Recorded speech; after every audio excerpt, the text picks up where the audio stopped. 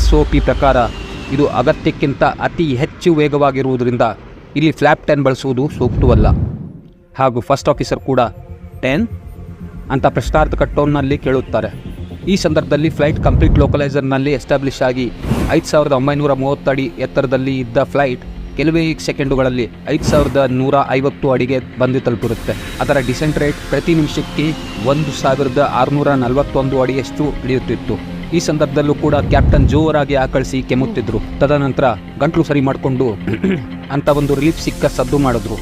6 ಗಂಟೆ 1 ನಿಮಿಷ 57 ಸೆಕೆಂಡ್ಗೆ ಫ್ಲೈಟ್ 4630 ಅಡಿ ಎತ್ತರದಲ್ಲಿ ಹಾದು ಹೋಗುವಾಗ ಕ್ಯಾಪ್ಟನ್ ಫ್ಲ್ಯಾಪ್ 15 ಎಂದು ಆರ್ಡರ್ ಮಾಡುತ್ತಾರೆ.